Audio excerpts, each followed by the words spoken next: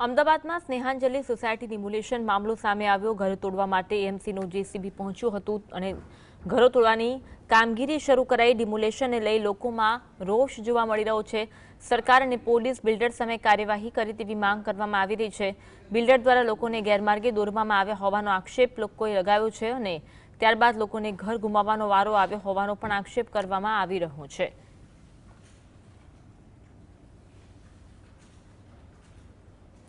અમદાવાદમાં સ્નેહાંજલિ સોસાયટી તોડવાના મામલે સ્થાનિકોમાં આક્ષેપ જોવા મળી રહ્યો છે। ડિમોલેશનની કાર્યવાહી આજે શરૂ કરવામાં આવનાર છે। ઘરો તોડવા માટે એએમસીનું જેસીબી પહોંચ્યું અને ઘર તોડવાની કાર્યવાહી કરવામાં આવી છે। ડિમોલેશનને લઈ લોકોમાં રોષ છે। આજ અંગે વધુ વાત કરીશું। સંવાદદાતા ઝલક અમારી સાથે લાઈવ જોડાયા છે। ઝલક, અમદાવાદમાં સ્નેહાંજલિ સોસાયટી ડિમોલેશન મામલે લોકોમાં રોષ જોવા મળી રહ્યો છે, લોકોનું શું કહેવું છે?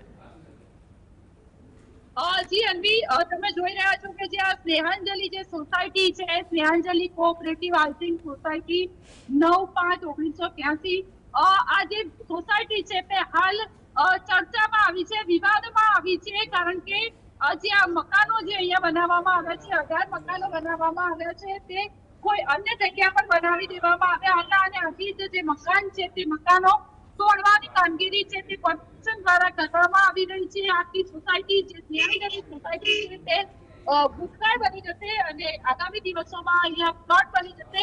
ત્યારે જે મકાન છે તે મકાન તોડવા માટેની જે કામગીરી કોર્પોરેશન દ્વારા શરૂ દેવામાં આવી છે। જે જેસીબી મશીન છે તે જેસીબી મશીન પણ સોસાયટી બહાર છે તે મૂકવામાં આવે છે અને મજૂરો દ્વારા જે ડિમોલેશનની જે કામગીરી છે તે કરવામાં આવી રહી છે। જે લોકો છે રહીશોમાં રોજ જોવા મળી રહ્યું છે કે જે બિલ્ડર છે, બિલ્ડર દ્વારા જે સોસાયટીની બહાર જે બોર્ડ મારેલું છે ત્યાં તમે જોઈ શકો છો કે કરતા હરતા બન્યા ભોગ બધી પ્રજા, પાડાના વાકે પખાલીને ડામ થઈ ચૂડી વચ્ચે સોપારી કપાઈ સોપારી। એટલે કે ક્યાંક ને ક્યાંક જે લોકો છે તે લોકો દ્વારા જે પોતાનો જે રોષ વ્યક્ત છે તે વ્યક્ત કરવામાં આવે છે। કોઈ કર્યું કોઈએ અને ભર્યું કોઈ, એટલે કે જે મકાન જે વેચવામાં આવ્યા તે બિલ્ડર હાલ ફરાર છે। હાલ તેની સામે કોઈ કાર્યવાહી થઈ નથી। જ્યારે જે લોકો છે તે લોકો પૈસાથી ઘર લેવા છતાં પણ બેઘર બન્યા છે। ચૂડી વચ્ચે સોપારી જેવી હાલત જે લોકો